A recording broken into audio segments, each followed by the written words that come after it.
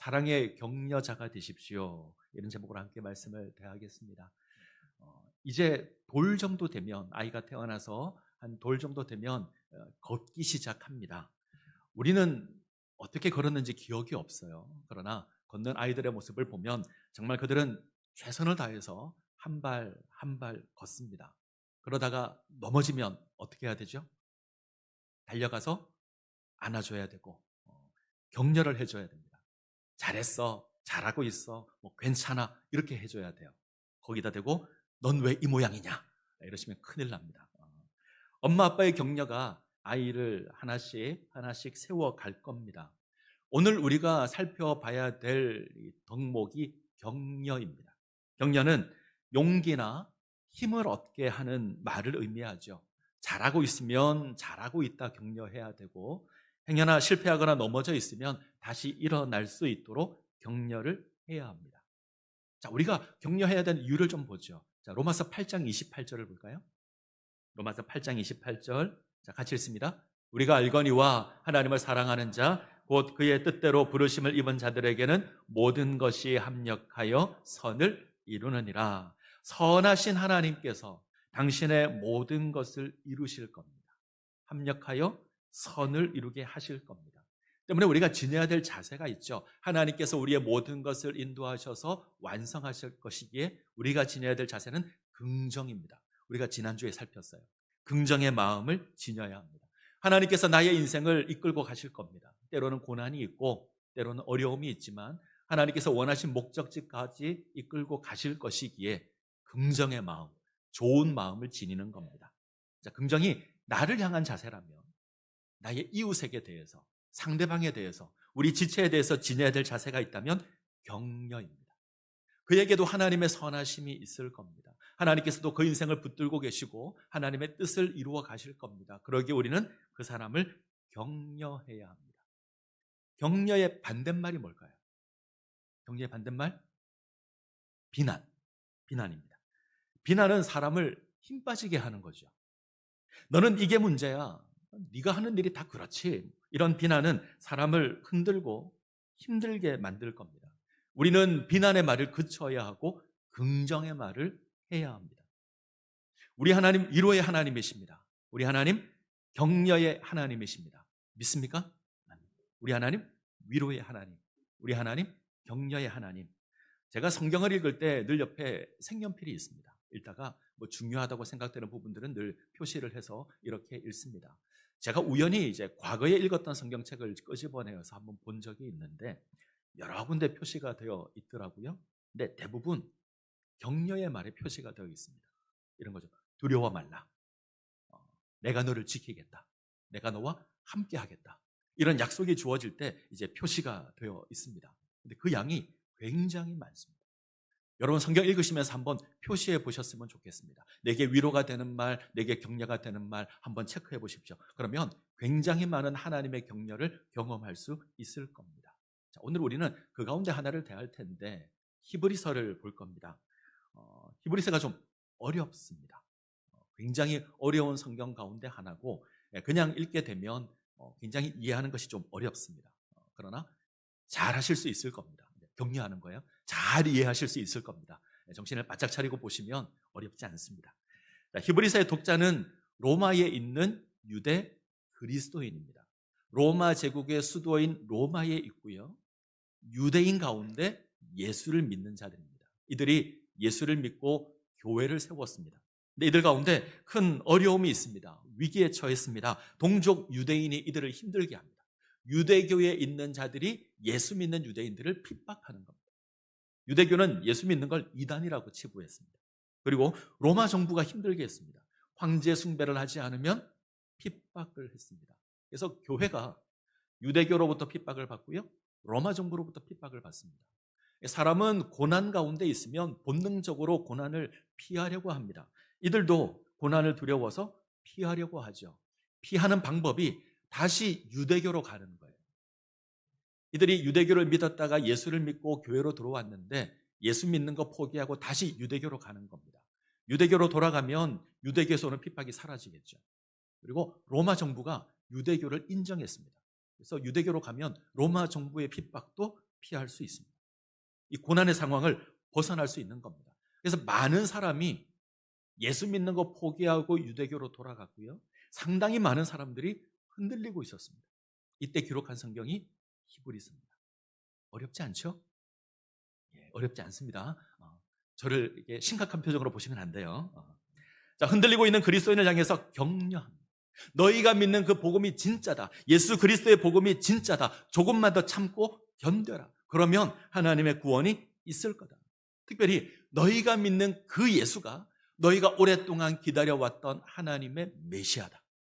그 예수를 믿는 그 믿음에서 흔들리면 안 돼. 이것이 히브리서의 내용입니다.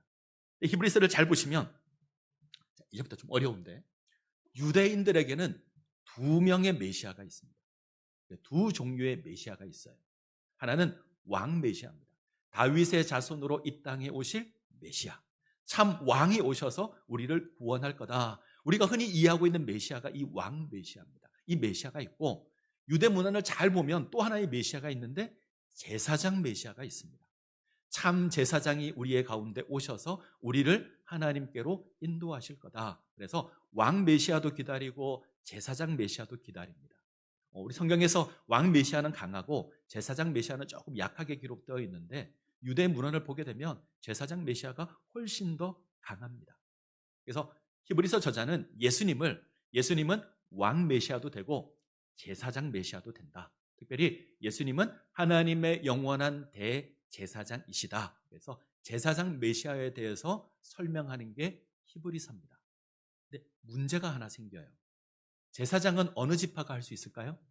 제사장은 12지파 가운데 어떤 지파? 레위 지파. 특별히 레위 지파 가운데 아론의 자손이 제사장을 합니다. 근데 예수님은 유다 지파예요. 레위 지파가 아니잖아요. 레위 지파가 아니니 제사장을 할 수 없습니다.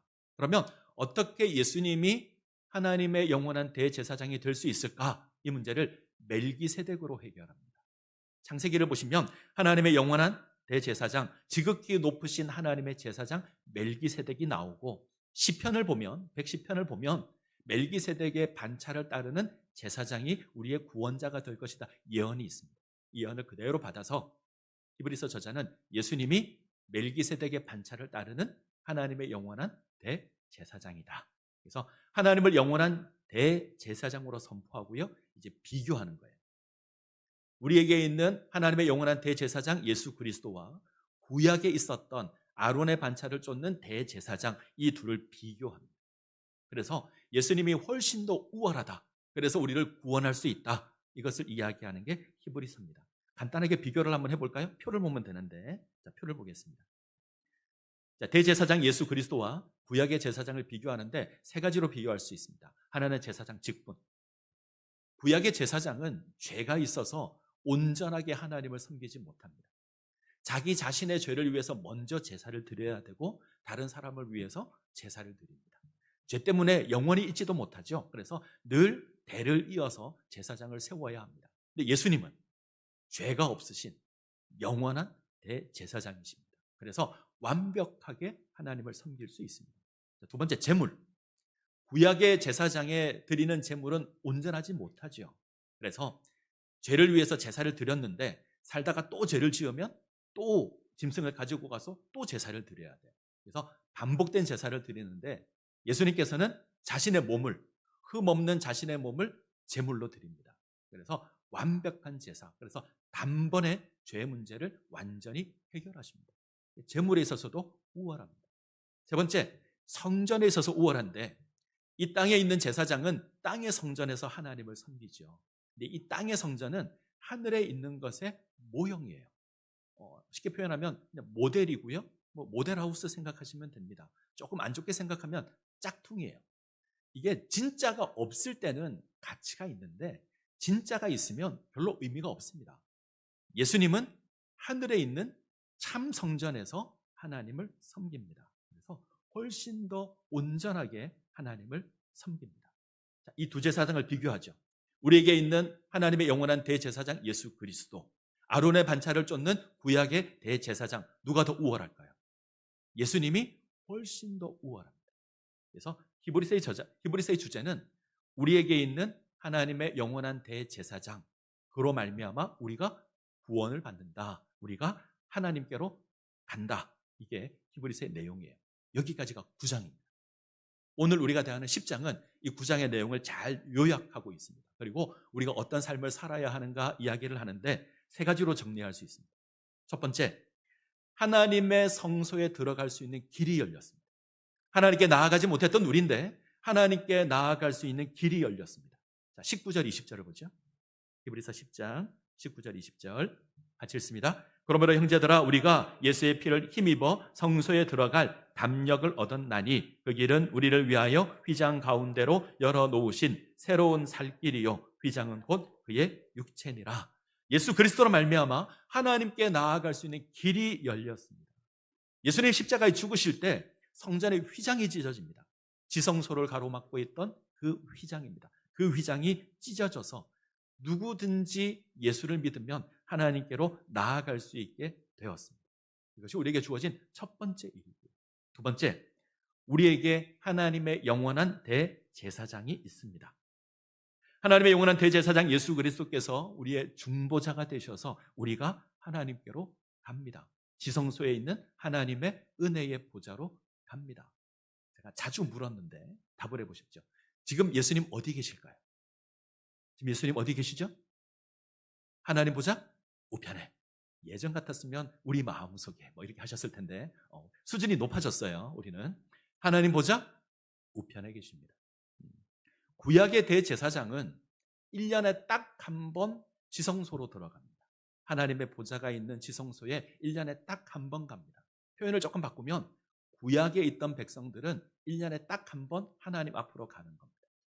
우리에게 있는 대제사장 예수님은 하나님 보좌 우편에 계십니다. 땅에 있는 성전이 아니고요, 하늘에 있는 진짜 성전 하나님 보좌 우편에 항상 계십니다. 하루만 계신 것도 아니고 일주일 계신 것도 아니고 한 달만 계신 것도 아니고 항상 계십니다. 그러면 우리는 항상 하나님께로 나아갈 수 있게 되었습니다. 그래서 하나님의 그 은혜 보좌 앞으로 담대히 항상 나아갈 수 있습니다. 우리에게 주어진 구원의 모습입니다. 이것이 두 번째. 자, 세 번째, 우리에게 약속하신 우리 주님이 미쁘십니다. 미쁘다 이 말은 신실하다. 약속하신 것을 반드시 지키시는 하나님이십니다. 우리에게 있는 대제사장 예수 그리스도는 신실하신 분이셔서 우리를 하나님 앞으로 온전히 인도해 가실 겁니다. 하나님께 나아가지 못했던 우리를 위해서 열려진 그 지성소를 향해서 우리에게 있는 대제사장으로 말미암아 그의 신실하심으로 말미암아 하나님 앞으로 갑니다. 이것을 구원이라고 합니다. 하나님께 나아가지 못했던 우리가 하나님께로 가는 겁니다. 이 구원이 우리에게 있습니다. 이것으로 말미암아 우리가 지녀야 될 자세가 있는데 그것은 한마디로 표현하면 믿음, 소망, 사랑입니다. 오늘 우리 읽은 본문을 보시면 믿음, 소망, 사랑이 나와요. 첫 번째, 온전한 믿음을 지녀야 합니다. 예수 그리스도를 믿는 온전한 믿음을 지녀야 합니다. 예수 그리스도의 복음을 믿는 온전한 믿음을 지녀야 합니다. 오직 예수로 말미암아 하나님께 갈 수 있다. 이 믿음 가운데 세워져야 합니다. 이 복음에서 흔들리시면 안 됩니다. 예수 그리스도의 복음을 믿는 믿음. 두 번째, 믿는 도리에 소망을 굳게 잡아야 합니다. 우리는 예수 그리스도로 말미암아 하나님께 가고요, 하나님의 영원한 백성이 됩니다. 우리 주님 다시 이 땅에 오시면 그 영광의 나라가 세워질 것이고 우리가 그 나라의 백성으로 세워질 겁니다. 이 믿는 도리에 소망이 우리에게 있습니다. 굳게 잡아야 되죠. 자, 세 번째, 서로 돌아보아 사랑의 격려를 해야 합니다. 고난 가운데 있는 형제들이 낙심하지 않도록, 믿음을 포기하지 않도록, 소망을 굳게 붙잡도록 격려해야 합니다. 자, 오늘 우리가 볼 부분이 이 격려예요. 자, 10장 24절 25절 볼까요? 24, 25 같이 읽습니다. 서로 돌아보아 사랑과 선행을 격려하며 모이기를 패하는 어떤 사람들의 습관과 같이 하지 말고 오직 권하여 그날이 가까움을 볼수록 더욱 그리하자. 서로 돌아보아 사랑과 선행을 격려하자. 서로 돌아보아서 사랑을 격려하고요, 서로 돌아보아서 선행을 격려해야 합니다. 우리 가운데 힘들어하는 자가 있을 겁니다. 우리 가운데 흔들리는 자가 있을 겁니다. 여러 가지 박해로 말미암아, 어려움으로 말미암아 고난 가운데 있는 자들이 있을 겁니다. 우리는 사랑의 격려로 저들을 세워야 합니다. 우리 가운데 사랑의 격려가 있으면 우리가 모이는 일에 열심을 낼 거예요. 서로 돌아보아 사랑과 선행을 격려하며 모이기를 피하는 어떤 사람들의 습관과 같이 하지 말고 오직 그나여 그날이 가까움을 볼수록 더욱 그리하자. 더욱 모이자. 우리가 격려하면 이 모이는 일이 온전할 겁니다. 이때 모이는 건 예배를 의미합니다. 우리가 모여서 하나님 예배하게 될 겁니다. 유진 피터슨 이렇게 번역합니다. 어떤 이들은 함께 모여 예배하기를 피하는 것이 아니라 어떤 이들처럼 함께 모여 예배하기를 피하는 것이 아니라 서로 격려하여 더욱 힘써 모이십시오. 우리가 격려하면 우리 예배가 풍성할 겁니다. 격려가 아니라 우리가 비난한다면 예배에 모이지 않을 겁니다.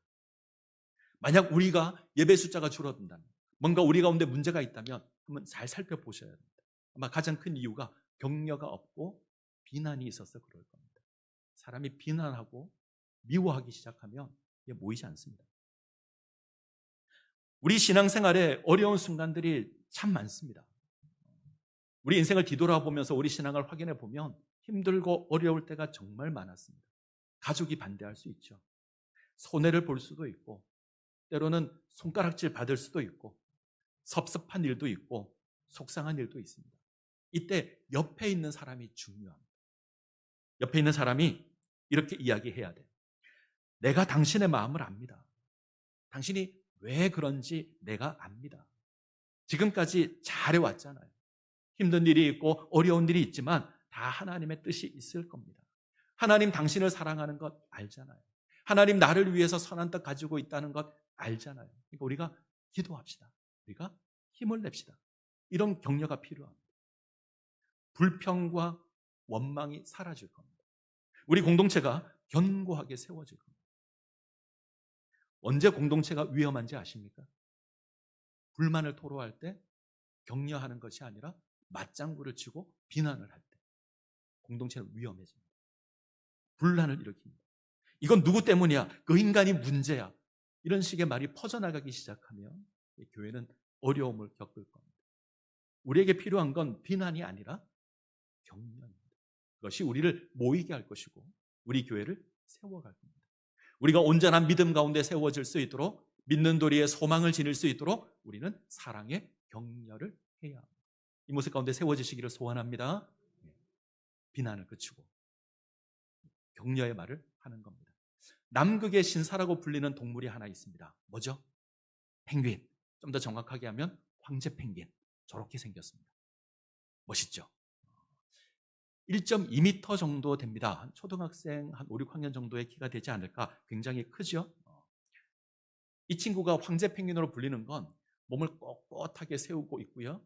그 무늬의 모양을 보면 마치 턱시도를 입은 것 같은 그런 모양을 지니고 있어서 황제 펭귄이라 불립니다. 근데 모양도 있지만 이 친구의 습성이 괜찮아요. 그래서 황제 펭귄으로 불리기도 합니다. 그 중에 하나가 암컷이 알을 낳으면 수컷이 발로 그것을 딱 보듬고요. 2개월 동안 꼼짝도 하지 않고 서 있습니다. 그래서 알을 놓습니다. 이게 대단하죠. 자, 또 하나 여러분들에게 권해드리고 싶은 게 있는데 허들링이라는 게 있습니다. 저렇게 하는 게 허들링인데 영하 50도의 추위를 이기는 비결이 허들링입니다. 서로 뭉쳐서 몸을 밀착시키고 있습니다. 그러면 안쪽이 따뜻해져요. 그죠? 과학자들은 한 35도 정도 오른다. 바깥의 기온이 영하 50도면 안쪽은 영하 15도 정도밖에 안 되는 거예요. 그렇게 해서 추위를 이깁니다. 시간이 지나면 바꿔요. 안에 있는 애들이 나오고 바깥에 있는 애들이 안으로 들어갑니다. 이렇게 해서 영하 50도의 추위를 이깁니다. 저는 우리에게 필요한 허들링이 저는 격려라고 생각합니다. 우리의 격려가 우리를 밀착시킬 거고 우리의 격려가 우리를 모이게 할 겁니다. 우리의 격려가 영하 50도의 고난을 이기게 할 겁니다. 그래서 비난을 그치고 격려의 말을 하셔야 합니다. 미국 조지아주에 있는 자유교회라고 있습니다. 젠센 프랭클린 목사님께서 격려의 3가지 방법 이런 이야기를 했는데 이것을 함께 나눔으로 설교를 마무리하려고 합니다. 세례 요한 아시죠? 세례 요한. 세례 요한은 정말 대단한 사람입니다. 모든 사람들이 어둠 가운데 있을 때 이 땅에 오신 빛을 발견하고 그 빛을 증거했던 사람이 세례 요한입니다. 아주 멋진 일을 하죠. 예수님께 세례를 베풀고 예수님을 소개합니다. 위대한 사역을 했습니다. 근데 요한이 얼마 지나지 않아 감옥에 갇힙니다. 헤롯 안티파스라고요. 이 헤롯 왕이 이복 동생의 누이를 아내로 취합니다. 이름이 헤로디아입니다. 세례 요한이 이것을 보고 간음이라고 비난을 했는데 감옥에 갇혔습니다. 하나님의 정의를 선포했는데 감옥에 갇힌 겁니다. 세상은 여전히 악이 성행하고 세상은 여전히 정의를 핍박합니다. 아마 이 과정에서 세례 요한이 좀 낙심한 것 같아요. 여기에 예수님에 대한 소식을 듣습니다. 근데 그 소식이 자기를 위로하는 소식이 아니라 실망하게 하는 소식이 들립니다. 세례 요한은 예수님이 정복자가 되기를 원했습니다. 이 땅에 오신 메시아께서 악을 심판하고 하나님의 의를 선포하고 하나님 나라를 세울 것을 기대를 했습니다. 요한이 생각한 메시아는 심판자였습니다. 이 심판자가 정의를 실현하면 자기도 자유할 수 있잖아요. 자기의 억울함도 풀 수 있을 겁니다. 근데 자기에게 들려온 예수님의 소식은 기대와 달랐습니다. 가난한 자들과 어울리고 죄인들의 친구라고 불립니다. 왕을 기대했는데 왕의 모습이 없어요. 요한이 더욱더 실망합니다. 감옥에서 실망한 이 낙심한 세례 요한이 제자 2명을 예수님께 보냅니다. 보내서 묻죠. 오실 그이가 당신입니까?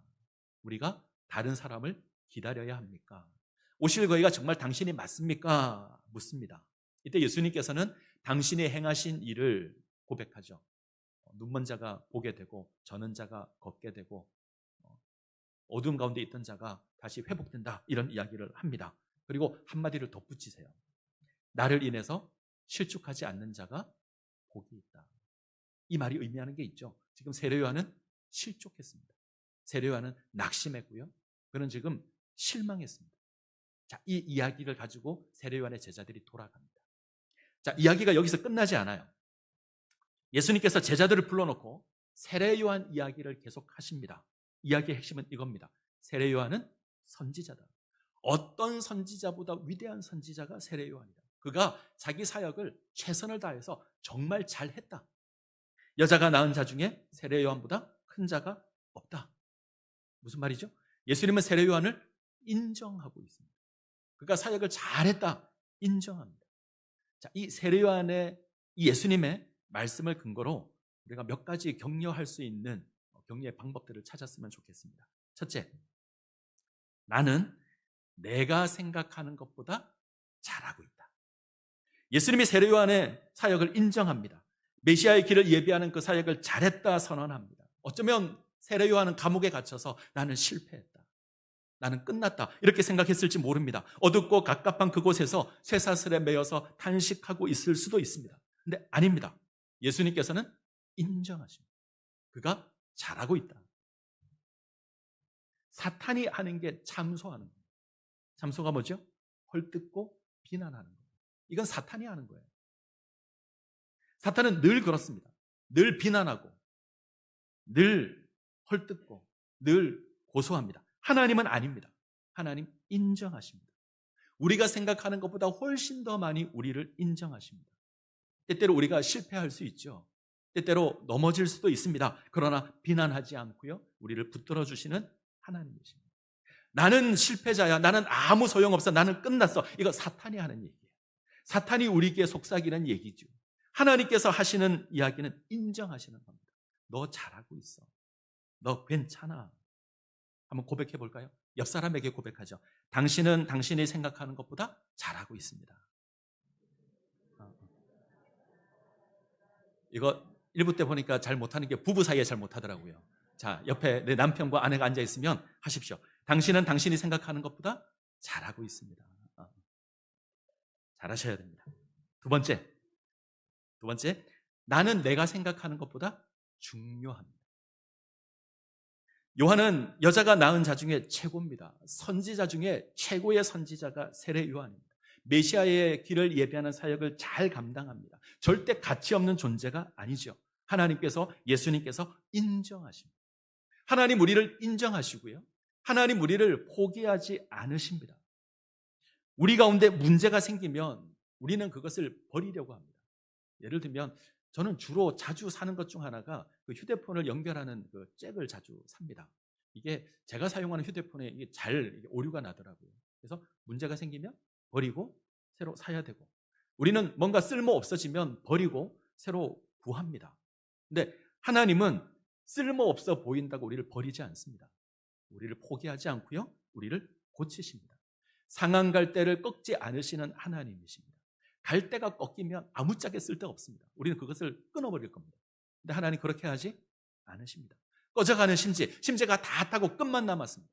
우리는 새로운 심지로 바꿀 것 같은데 하나님 그렇게 하지 않고요, 우리를 회복시키십니다. 하나님 우리를 포기하지 않으시는 하나님이십니다. 어떤 절망이 우리에게 있어도 하나님 포기하지 않으십니다. 그러면 우리도 포기하지 말아야죠. 우리는 중요한 존재입니다. 자, 구약에 이사야서가 있는데 이사야서는 내용을 크게 두 가지로 구분할 수 있습니다. 1장부터 39장까지를 심판의 책, 40장부터 66장까지를 위로의 책. 그래서 40장 첫 부분을 보시면 이렇게 시작합니다. 위로하라, 내 백성을 위로하라. 그래서 하나님의 위로가 선포돼요. 자, 41장에 가면 잠깐 읽어보겠습니다. 6절 7절. 41장 6절 7절 같이 읽습니다. 각기 이웃을 도우며 그 형제에게 이르기를 너는 힘을 내라 하고 목공은 금장색을 격려하며 망치로 고르게 하는 자는 매질꾼을 격려하며 이르되 땜질이 잘 된다 하니 그가 못을 단단히 박아 우상을 흔들리지 아니하게 하는도다. 이건 우상을 섬기는 자들의 모습이에요. 세상 사람들의 모습이에요. 이들도 격려합니다. 이웃을 돕고 형제에게 이르기를 힘을 내라. 힘을 내라. 잘 되고 있다. 잘하고 있다. 격려합니다. 우상 만드는 자도 격려해요. 근데 하나님이 우리에게 하시는 격려는 이것과 차원이 다릅니다. 바로 다음 절 보죠. 8절 9절. 8절 9절 같이 읽습니다. 그러나 나의 종 너 이스라엘아, 내가 택한 야곱아, 나의 벗 아브라함의 자손아, 내가 땅 끝에서부터 너를 붙들며 땅 모퉁이에서부터 너를 부르고 네게 이르기를 너는 나의 종이라. 내가 너를 택하고 싫어하여 버리지 아니하였다 하였노라. 바벨론의 포로 가운데 있는데 하나님 이러십니다.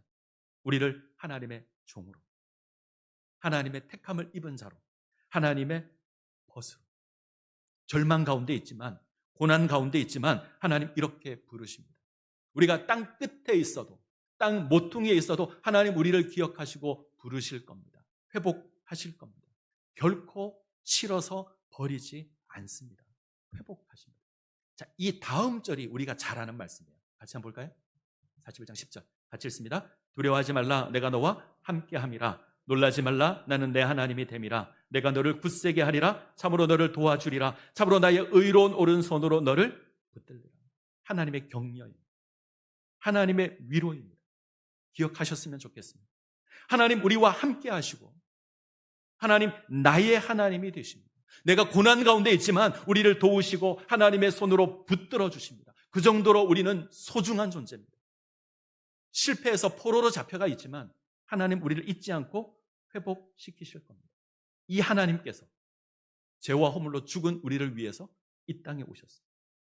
우리를 구원하기 위해서 고난당하시고 십자가 지시고 피 흘리시고 당신을 속죄 제물로 내어주셔서 자녀 삼았습니다. 하나님께는 우리가 너무나 소중해서 자기의 아들까지 내어주시는데 무엇이 하나님을 포기하게 만들겠습니까? 절대 포기하지 않으실 겁니다. 기억하십시오. 나는 내가 생각하는 것보다 소중합니다. 옆 사람과 고백하죠. 당신은 당신이 생각하는 것보다 소중합니다. 소중합니다. 자, 세 번째, 나의 문제가 아닙니다. 어떤 일이 일어났을 때 우리는 이런 버릇이 있어요. 나 때문이야. 내가 문제야. 세례 요한이 감옥에 갇힌 건 세례 요한의 잘못이 아닙니다. 세례 요한은 할 일을 한 겁니다. 우리는 이상하게 고난이 있거나 어려운 일이 있으면, 내가 어디 다치면 가장 먼저 무슨 생각을 하죠? 내가 무슨 죄를 지었길래 이러고 합니다. 부모님이 돌아가시면 우리 그런 마음이 있어요. 내가 잘 모시지 못해서 돌아가셨어. 자, 그런 마음이 드는 건 귀할 수 있지만 은밀하게 말하면 하나님의 때가 된 거죠. 하나님의 때가 되어서 하나님께서 불러가신 겁니다. 우리의 문제가 아닙니다. 내가 어떤 일에 실패하고 어떤 일에 넘어질 때 나에게 문제가 있는 게 아닙니다.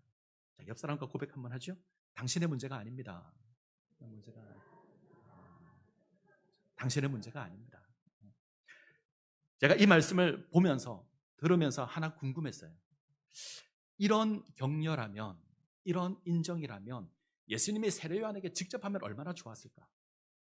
세례요한의 제자가 둘 와 있는데 그들에게 세례요한은 잘하고 있고 세례요한은 중요하고 너의 잘못이 아니다 위로했으면 얼마나 좋았을까 이런 생각이 들었습니다. 그러면 훨씬 더 큰 위로를 받지 않았을까 이런 생각을 했는데 예수님께서 세례요한에게 전달하라고 일러준 그 대답 속에 저는 충분히 이 위로가 있다고 생각합니다. 자, 마태복음 11장 5절을 볼까요? 11장 5절 같이 읽겠습니다. 맹인이 보며 못 걷는 사람이 걸으며 나병 환자가 깨끗함을 받으며 못 듣는 자가 들으며 죽은 자가 살아나며 가난한 자에게 복음이 전파된다 하라. 이 고백은 내가 일하고 있다. 하나님의 백성이 회복되고 있다. 이런 뜻입니다. 내가 하나님 나라를 이루는 그 사역을 내가 지금 하고 있다. 그러니 낙심하지 마라. 실족하지 마라. 네가 길을 예비한 그 메시아가 지금 하나님 나라를 세워가는 그 사역을 잘하고 있다. 그러니 걱정하지 마. 이런 뜻입니다. 이런 메시지를 담고 있을 겁니다. 세례요한, 너는 잘하고 있다. 너는 잘했어. 너는 귀한 존재야. 네가 그곳에 있는 게 너의 잘못은 아니야. 이런 뜻이 잘 전달되었을 겁니다. 저는 우리가 이런 격려자가 되었으면 좋겠습니다. 우리가 서로 격려할 때 우리 교회는 아름다운 믿음의 공동체, 소망의 공동체, 사랑의 공동체로 세워질 겁니다. 이런 격려의 사람들이 되시기를 간절히 소원합니다.